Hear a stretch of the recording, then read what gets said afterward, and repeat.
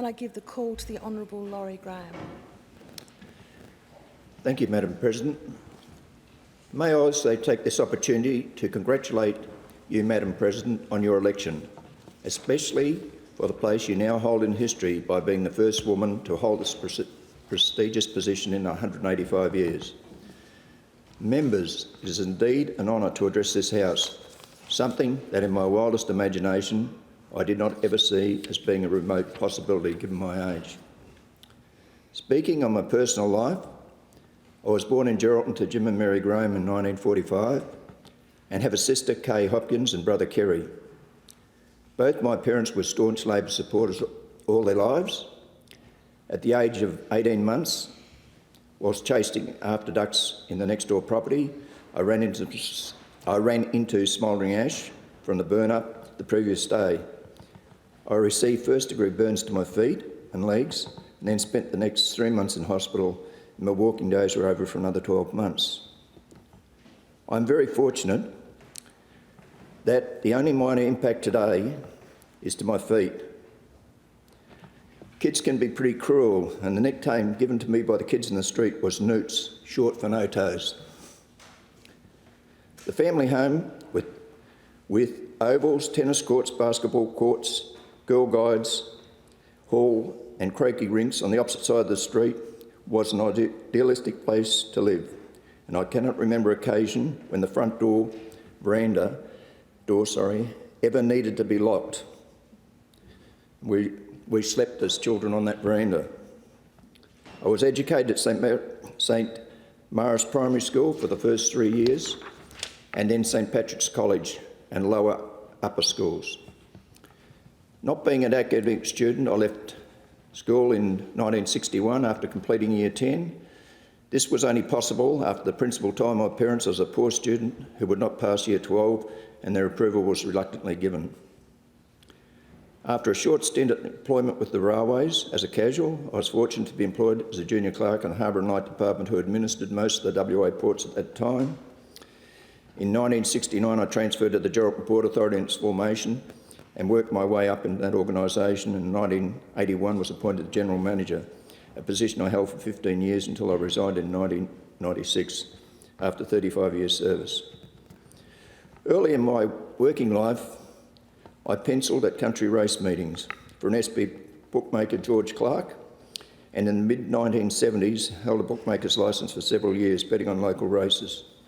It was a great hobby and fun, but not much financial reward was forthcoming. At that time, race meetings were held in most towns, and community events were held in association with the races to raise funds for various causes. Attending smaller race meetings involved considerable travelling when there were no meetings in Geraldton. Following a race meeting in October 70, I went to the Meekatharra Ball, where I met my wife for the first time. We were married 2 years later. No doubt the best thing that has ever happened to me. Dad always had a large fruit and veggie garden in the backyard in Sanford Street. I always complained about the jobs in the yard I was allocated or no pocket money.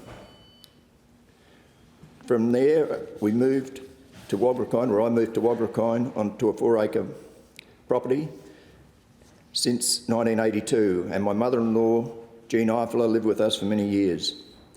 Being a keen gardener, she soon had a large fruit and veggie patch, and today I'm now a keen veggie gardener myself. I don't have the green fingers of my dad or mother-in-law, so I restrict the garden mainly to growing onions and beetroot. A number of my friends were very happy to see me elected to Parliament, but they were concerned there will be no more pickled beetroot in the future. I hope that doesn't happen. When my friend Kim Chance became aware I was leaving the Port Authority, he approached me to consider standing for the seat of Geraldton in 1996, and I subsequently nominated and was endorsed by the Labor Party. The chance of winning the seat was slim, given the margin and at that time frame available for electioneering. My first tilt at running for a seat in Parliament was unsuccessful, but the pleasing thing was halving the margin at that election and Shane Hill winning the seat easily in 2001. Whilst I remained very interested in politics and a member of the party, I couldn't not see I'd be a candidate in the future, as I decided to pursue other employment opportunities as a port and transport consultant. My first clients were Kingstream Steel, where I developed options for loading slab steel onto the proposed Okajee port onto Panamax ships, and representing Rail Services Australia Business Development Section in WA, as they successfully expanded their New South Wales-based rail and construction contracts into WA. Following this, clients included a number of engineering consulting firms providing advice on cargo handling, infrastructure and port operations for their clients in Australia and overseas. Until recently, I had a small number of Geraldton-based clients who sought advice on how to negotiate leases and port charges. During my working life, I had exposure to computer programs and developed programs for recording aircraft landing and cleaning contractors' database. Both of these programs are still in use today, and I assist from time to time upgrading the programs. I've participated in many sporting clubs and associations. In addition to being an active participant in both sports, I managed committee positions of treasurer or secretary of swimming, basketball, hockey, tennis and squash clubs or associations over a 20-year period. My first position was as secretary of the swimming club when I was 16. I was a bit inexperienced with meeting procedures at the time and too slow to say no to the nomination the night of the AGM and was elected in a few seconds. I was fortunate to live in an era where competing in 3 or 4 sports each week was possible and not expensive at the time. Today's parents shudder when accounts or sporting fees arrive. Following my sporting endeavours, serving on community bodies followed, and I was the treasurer of the St Francis Xavier School Board for 10 years in the 80s, at a time when the school was in transition from 1 to 2 stream school, which involved doubling the number of classrooms and considerable financial challenges. The Geraldton Amateur Basketball Association formed a trustees committee to manage its finance to facilitate the building of additional indoor courts. Manager of the finance at arm's length of the association management committee was required to satisfy the lowest conditions set by the town council.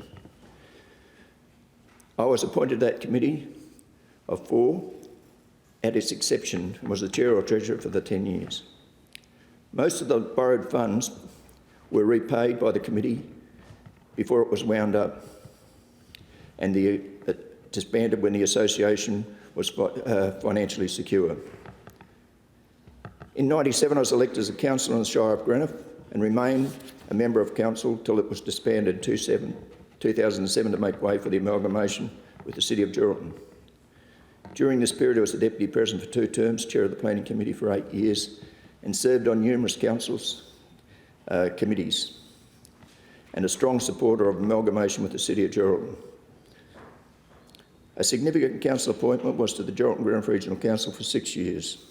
The Geraldton-Greenock Regional Council built and managed a new landfill facility for the City of Geraldton and the Shire of Greenock. Its operations were merged into the City of Geraldton-Greenock at the time of the amalgamation of Geraldton and Greenock councils. Today, that facility receives waste from most of the local governments in the immediate area. Whilst a councillor, I was appointed a deputy member of the Grants Commission and the Local Government Advisory Board, each for 1 term. I especially enjoyed being part of the hearings on amalgamations, mainly initiated by larger councils,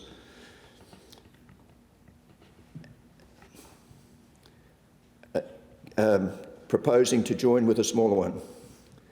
Generally, when the councils realised that government was not serious about forcing reform, the smaller council, most affected by amalgamation, were pulled back as their residents became agitated at the proposal. This was really about losing identity. In 1997, I joined the board of JobLink Midwest and became the chair the following year, a position I still hold today. JobLink mainly provides employment and training services to schools and young people finding their way in the workforce via contracts it administers for the Department of Employment and Training. Profits from contracts administered by JobLink are mainly committed to disadvantaged groups, which is fantastic. And these and older peoples seeking to re-enter the workforce in the Midwest Gascoyne area. JobLink was formed by Jeff Carr about 30 years ago to help youth in the transition from school to work, and still provides that same service today.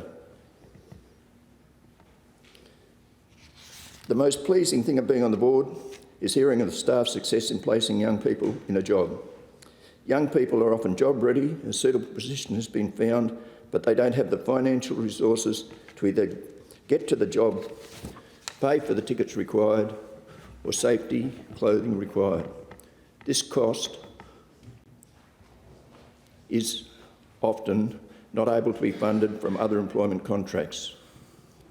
The investment of a few $100s by JobLink employs the investment of a few $100s by JobLink achieves an employment outcome in more than 90% of the clients helped in this situation. And it's a shame governments can't take a risk and provide funding for bodies to provide such a service, because although it's risky and we sometimes filled up a car with petrol to find out it ended up in Perth instead of per injury or whatever it was supposed to do, the outcomes are still the 90% of the times it's successful. It's well worth the investment. Also in '97, I joined the board of the Apprenticeship and Traineeship at a company when their core government funding was in jeopardy, and served on the board for 6 years. The last 3, I chaired the organisation. ATC Midwest, as better known, is a group and training company that is hosting employer for more than 300 apprentices and trainees for 100 businesses in 2000. In 2001, I was appointed board member of the Midwest Development Commission and served the board for 6 years, chairing it for the last 4 years, and was a representative on the Regional Development Council. Yeah, it's fine. At that time, the Regional Development Council was an advisory body made up of the chairs and CEOs of the commissions and chaired by Ian Taylor. It was tasked with providing direct advice to government on issues affecting regional WA. This structure, which I believed worked very well, was disbanded shortly after my term at the commission ended, which was most disappointing. In 2007, I joined Monsignor Horse Heritage Interim Board, and in 2010 was appointed the Treasurer of the Incorporated Association. I remained a member of the Management Committee and Treasurer till 2016 AGM. Monsignor Horse Heritage Incorporated was formed to raise the awareness of John Horse legacy and to assist with securing funds for local communities' maintenance of the 17 heritage listed buildings in the Midwest. These buildings are mainly churches and are the main tourist attraction in many of the Midwest wheat belt towns today. With the injection of funding from Royalties for Region and Lotteries West, the Monsignor Horse Centre was built recently. It adjoins the St Francis Xavier Cathedral in Geraldton and houses a museum which tells the story of John Horse and displays the movable objects that are now able to be put on public display for the first time. In 2013, concerned with the rates increases that occurred and those proposed for future years, I again stood for council and was elected a councillor of the City of Greater Geraldton. I was pleased to be part of the council whilst it restructured its operations, and the proposed rate increases under its long-term financial plan were able to be reduced considerably. The community concerned with the rate increases resulted in most of the sitting councillors who stood for re-election in the 13 and 15 elections losing their seats on council, which gives you some idea of people's concerns with rates. As a donut council, the amalgamation of Greenock and Geraldton councils was inevitable due to the rapid increase in the Greenock population in the urban areas. However, the jury is still out on the benefits of the subsequent amalgamation of Geraldton, Greenock and the Mullawall councils. The main reason for the amalgamation in 2011 appears to be the desire of Mullawall Council to reduce the need to expand its staff to operate under the changed Local Government Act new financial requirements that were being implemented. As part of the terms negotiated by the Mullawall Council, representation by 2 councillors for 8 years was provided for the government's orders for the Mullawall ward. The City of Greater Geraldton councils have expressed support to reduce the number of councillors due at 2019 elections from 15 to 10 or less, but they have not formally voted to confirm this. If one vote, one principles were strictly followed in the ward review, then Mullawall Ward, with a small number of electors, would disappear. The rural areas of Greenock make up 98% of the land area of the city of Greater Geraldton and have 2,000 electors, compared with the urban area's 2% land area and 25,000 electors. The challenge for a ward review will be able to provide an appropriate representation for rural areas. Else, I believe de-amalgamation proposals will be forthcoming for if Mullawall councillor representation is seen to be lost. I don't believe it has to be totally lost, but it's got to be at least seen to be there. Moving on to the recent election, it was fantastic to be part of the campaign team supporting Lara Dalton's attempt to win the seat of Geraldton. It was an extremely disappointment for Lara and her large band of supporters that she got so close and election looked likely on the election night. I hope that Lara, who is a fantastic candidate, is willing and able to run again in 2021. Just a few weeks before nominations closed for the elections, I was pre-selected for the Ag Region ticket.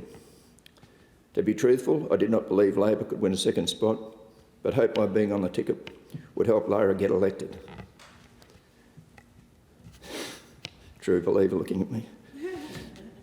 Special thanks to Lara Dalton, whose outstanding dedication to try and win the seat of Geraldton resulted in me being elected to this House. Also to Darren West, who helped the candidates run great campaigns in the seats of Rowe, Central Wheatbelt, Moore and Geraldton. Labor had its best vote for many years, thanks to Darren's efforts. Thanks also to Carol Martin and Luke Clarkson for being part of the Ag Region ticket.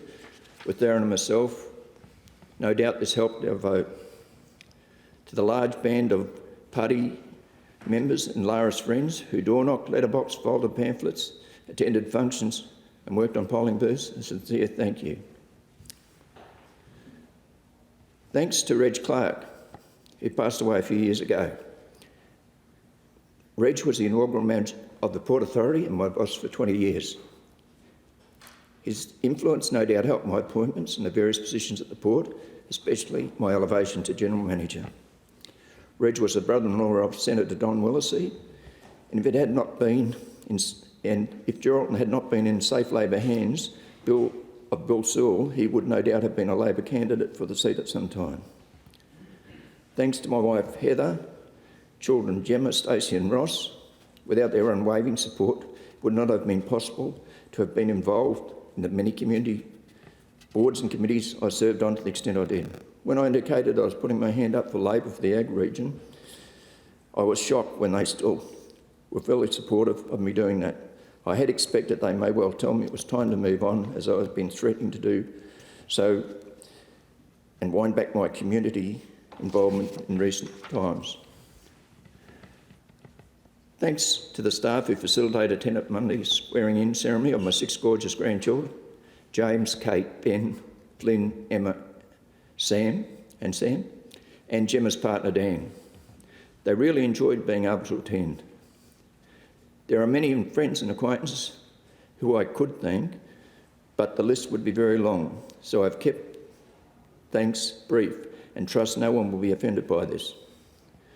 Moving on to some of the things I hope to achieve in the next 4 years, I will be advocating for changes to the Local Government Act, employment and training, community boards and committees in the not-for-profit sector.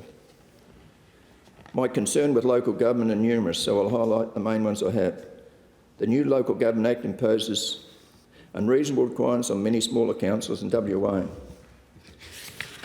that total about 100. I don't believe changes are required for the Metropolitan or several of the larger country local governments in the financial area. The key change I see is being required is for the Act to allow local governments to voluntarily merge their management via parish councils or similar models that allows each council to retain control over representation, construction and maintenance operation and income expenditure within their own local government area. There are currently several regional councils, mainly managing large regional landfills operations and in metropolitan area, and several smaller informal regional councils in WA. These or new entities created could manage groupings of smaller councils who wish to merge their management if the Act allowed that. This change would remove the high costs for small councils individually complying with the current Local Government Act. Having served for 13 years as a councillor, I'm concerned that the negative impact on all councils' reputation from the events such as the recent ones at Exmouth and City of Perth. As councils are governed by some 1,000 councillors who generally work tirelessly in the interests of their electors to deliver good governance.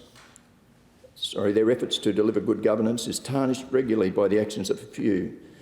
Changes are needed to the Local Government Act such that those responsible for breaches can be suspended or dismissed more easily than currently possible. Changes are also required to the Act to protect councillors who commit technical breaches of the Act that will result in a dismissal by SAT due to incorrect advice being given to a councillor on Act provisions. The capacity to allow vacant council positions to be filled by unsuccessful candidates from last election up until the next ordinary election, council election, is another desirable change. Election provisions could be structured in a similar manner to that in place for unsuccessful candidates in this House who are able to fill the balance of terms when a vacancy occurs. This would result in more people standing for election against strong candidates than currently occurs when the prospect of election is slim. It would also encourage councillors who would like to resign due to changed employment or family circumstances to more easily make the decision to do that. Councillors tend not to resign in these circumstances due to the high cost of by-elections and feel obligated to complete their term. The Waste and Avoidance and Recovery Levy was originally intended to fund waste management initiatives and to reduce the volume of waste to landfill when it was introduced. Now 75% of that levy funds the activities of the Department of Environment Regulation, which means that government is dependent on what is essentially a pollution tax to fund the department's budget. Only a small portion of the levy is now being invested in waste management programs to help reduce the volume of waste to landfill. With the financial state of the budget, I recognise that it will be difficult to change how the funds are currently being used. However, with increases of $5 per tonne scheduled for the next 2 years, it would be most beneficial if these increases could be allocated to the reduction of waste to landfill programs, as was originally intended when the levy was introduced. If the future rate for the levy for the next 5 to 10 years and the potential expansion of that levy to the larger non-metro landfill operations was known, this would be a catalyst for industry and councils to plan for a certain future. They currently, I believe, have the wheels spinning, waiting for government to indicate where levy charges are going, because the problem we have is that obviously it's the increase in that levy that will drive change. Plastic bags are an ever-increasing pollution problem that needs to be addressed, and a large number of councillors are supporting the introduction of laws in this area, and these councils should be encouraged by government to do so. With my long involvement in management committees of incorporated associations, it's clear that the recruitment of members to serve on management committees is most difficult in these busy times. When people interested in serving on an incorporated body attend a training or briefing session on their obligations and personal exposure, if things go wrong, the majority tend to lose interest in serving their community this way.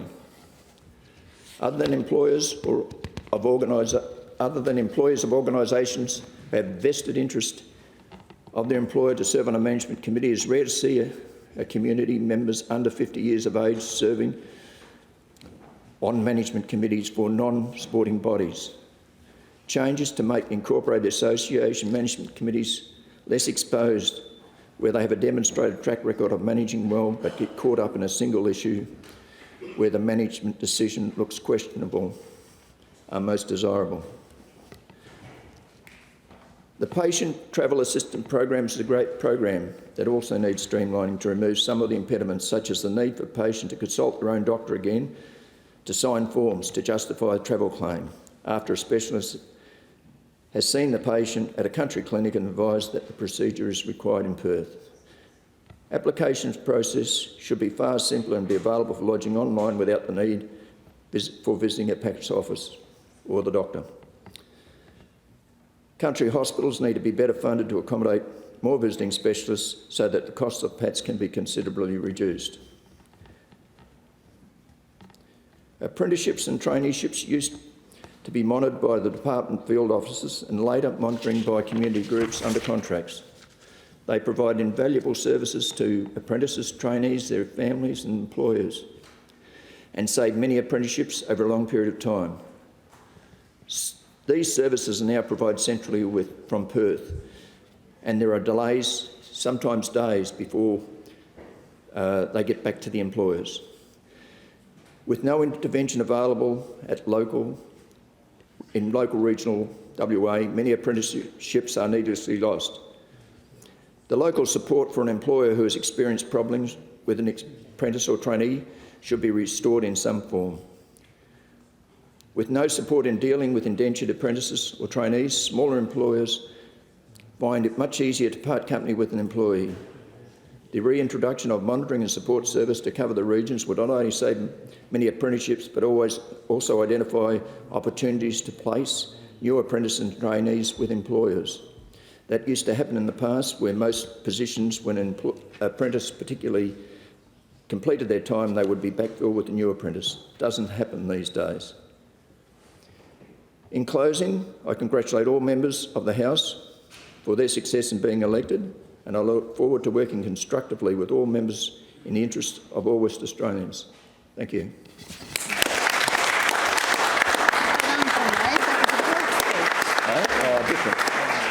Different. That's okay.